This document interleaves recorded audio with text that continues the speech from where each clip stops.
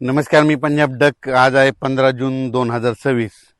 प्रसार माध्यमातून असं खूप ऐकायला भेटतंय की याविषयी एल निनोमुळे दुष्काळ पडणार आहे. तर सर्वप्रथम शेतकऱ्याला सांगू इच्छितो, आपण त्या एल निनोविषयी तर सहमतच नाहीत. तर एल निनोमुळे दुष्काळ पडणार हे आपल्याला मान्य देखील नाही. तर शेतकऱ्याला सांगू इच्छितो, एल निनो असो या नसो, आपल्या भारताला दोन समुद्र आहेत. एक अरबी समुद्र आणि बंगालच्या खाडीचा समुद्र. अरबी समुद्रातून जरी नाही पाऊस आला, बंगालच्या खाडीमधून पाऊस येणार आणि शेतकऱ्याची पेरणी होणार. म्हणून मी म्हणतो एल निनो असो या नसो, आपल्या दरवर्षी महाराष्ट्रात पाऊस येणार हे निश्चित आहे. आणि काय झालं, प्रसार माध्यमातून खूप ऐकायला भेटतं की दुष्काळ पडणार आहे, पाऊसच पडणार नाही. पण शेतकऱ्याला एक सांगू इच्छितो, शेतकऱ्यांना घाबरू नका. म्हणजे काय होणार आहे, या जूनच्या शेवटच्या आठवड्यात काय होणार आहे, पाऊस येणार आहे आणि शेतकऱ्याच्या पेरण्या सुरू होणार आहेत, म्हणून हे अंदाज लक्षात द्यायचा. आणि याच्यातून जर काही शेतकरी राहिले तर 10 जुलै ते 15 जुलैमध्ये पुन्हा एकदा पाऊस येईल, त्याच्यात पेरण्या होणार आहेत. पण दुष्काळ वगैरे काही पडणार नाही, म्हणून हा प्रथम शेतकऱ्यांना अंदाज लक्षात. काय झालं, महाराष्ट्रात मान्सून दाखल झाला, पण दाखवून झाल्याच्या नंतर परत ते स्थिरावला. पण ही परिस्थिती, वारं सुटण्याची परिस्थिती दरवर्षी कधी असते, पाऊस पडल्याच्या नंतर पुढच्या महिन्यात असते. पण यावर्षी काय झालं, सुरुवातीला आल्यामुळं हे शेतकऱ्याला असं वाटतं की यावर्षी पाऊस पडणार नाही. आणि त्याच्यामधून काय झालं की प्रसार माध्यमातून बरंच भेडसावत आहे की दुष्काळ पडणार आहे. शेतकऱ्याला सर्वप्रथम सांगतो, यावर्षीचं साल सगळ्यात चांगलं राहणार आहे. जूनच्या शेवटच्या आठवड्यामध्ये चांगला पेरणीयोग्य पाऊस पडणार आहे. सगळ्याच्या हळूहळू पेरण्या सुरू होणार आहेत, म्हणून हा अंदाज लक्षात येतात. सर्वप्रथम मी म्हटलं होतं ना, 7 ते 14चा एक टप्पा राहील, त्याच्यानंतर 20 ते 30 राहील आणि 10 जुलै ते 15 जुलै राहील. ही असंच परिस्थिती राहणार आहे. यावर्षी जून महिन्यात थोडाफार पाऊस कमी राहणार आहे, जुलैमध्ये जास्त पडणार आहे, ऑगस्टला कमी राहील, सप्टेंबर ऑक्टोबर परतीचा पाऊस धुमाकूळ घालणार आहे. पण दुष्काळ वगैरे काय पडणार नाही. तर तुम्हाला सांगते, यावर्षी शेतकरी हिताचं साल आहे, शेतकऱ्यासाठी खूप चांगलं आहे. शेतकऱ्यांनी घाबरून जाऊ नये. आता हे म्हणजे काय होणार, पाऊस कसा येणार आहे, पावसाला सुरुवात काय होणार आहे, 18 जूनच्या नंतर विदर्भाकडून बऱ्याच ठिकाणाहून पूर्व विदर्भाकडून सुरुवात होणार आहे. 18-19च्या दरम्यान पूर्व विदर्भाकडून ते पाऊस मराठवाड्यापर्यंत येईल. पण त्याच्यानंतर काय होईल, 20-21च्या नंतर मराठवाड्याकडे पाऊस आल्याच्या नंतर 21 ते 29च्या दरम्यान मराठवाड्यामध्ये वेगवेगळ्या भागात पाऊस पडेल आणि काही जिथं जास्त ओल होईल त्यांच्या पेरण्या सुरू होतील.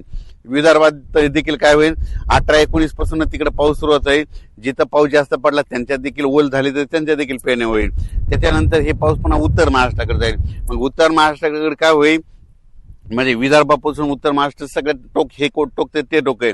मग तिकडे काय होईल, 23 जून ते 29 जूनच्या दरम्यान तिकडे देखील पाऊस जाईल आणि त्यांच्या देखील पेरण्या लागतील. पण शेतकऱ्याला पश्चिम महाराष्ट्र, सातारा, सांगली, सोलापूर त्या पट्ट्यामध्ये काय होईल, तिकडे देखील 23 जून ते 29 दरम्यान काय होईल, तिकडे देखील पाऊस पडेल आणि तिकडे देखील पेरण्या होतील.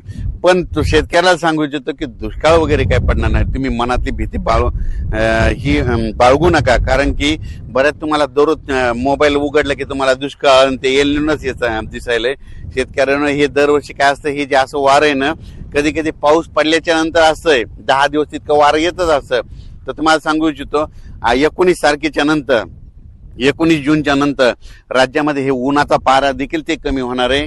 म्हणून हे देखील सर्व शेतकऱ्यांना लक्षात द्या. 20 तारखेपासून उन्हाची तीव्रता कमी होईल, ढगाळ वातावरण यायला सुरुवात होईल, म्हणून हे देखील सर्व शेतकऱ्यांना लक्षात द्यायचं. पण राज्यात मात्र जूनच्या शेवटच्या आठवड्यात चांगला पेरणीयोग्य पाऊस होईल, वेगवेगळ्या भागात पडेल. पण शेतकऱ्याला वाटतं की सगळीकडे पहिल्याच दिवस येणार, सगळीकडे नाही पडणार. काय होणार, दररोज वेगवेगळ्या भागात पाऊस पडेल आणि दाखल होईल, म्हणून हे लक्षात घ्यायचं. मान्सूनचा पाऊस सगळीकडे एकदा जात नसतो, दररोज काय होतं, वेगवेगळ्या भागात दाखल होतो. जिथं जास्त ओलं ते शेतकऱ्याच्या पेरण्या होतात, म्हणून ही सर्व शेतकऱ्यांनी लक्षात घ्यायचं.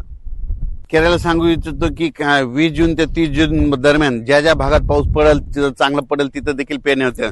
आणि दरवर्षी शेतकऱ्यांनी लक्षात घ्या, मी पहिल्यापासून म्हणलो होतो की 2026ला थोडाफार पाऊस कमी होईल, पण परतीचा पाऊस जास्त होणार. म्हणजे काय होतं, दर 2 वर्षानंतर 1 वर्ष पाऊस कमी होणार, हे म्हणून लक्षात यायचं. आता हे 2026ला कमी होईल तर 27-28 परत खूप होईल, आणि पुन्हा 29ला आज जशी परिस्थिती झाली तशी 29ला देखील परत परिस्थिती होती. म्हणजे 2 वर्ष जास्त पाऊस पडणार, 1 वर्ष कमी होणार, हे असं चक्कर चालू राहणार. पण काय झालं की प्रसार माध्यमातून शेतकऱ्याला त्या एल निनोविषयी खूप भीती घातली. तर मला सांगतो शेतकऱ्यांना, हे पुन्हा नंतर हे सगळे बातम्या बदलणार आहेत. बघा तुम्ही, पाऊस सुरू झाल्याच्या नंतर सगळे बातम्या बदलते.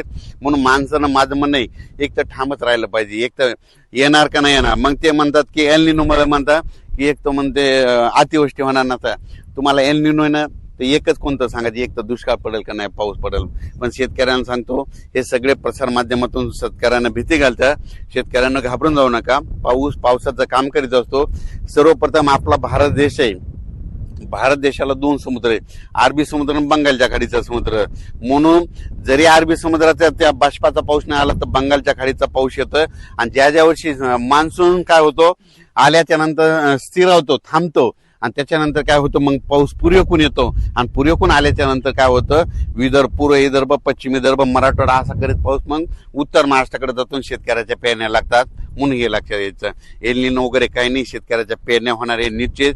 काळ्या दागडवली रेग आहे म्हणून काही शेतकऱ्यांनी घाबरून जायचं कारण नाही. शेतकऱ्याला परत एकदा सांगतो, जमिनीची शेताची पेरणी करत असताना चांगली अशी ईदभर ओल गेल्याच्या नंतर पेरणीचा निर्णय घेऊ नका. कारण ईदभर ओल गेल्याच्या नंतर कधी पेरू शकता हे पाहू शकता. सगळं रेडी करून ठेवलंय, बियाणं आणून ठेवलंय, खत आणून ठेवलेत. फक्त पाऊस पडल्याच्या नंतर इथं शेतात यायचं, ईदभर ओल गेली मग आम्ही देखील पेरणीचा निर्णय घेणार आहेत.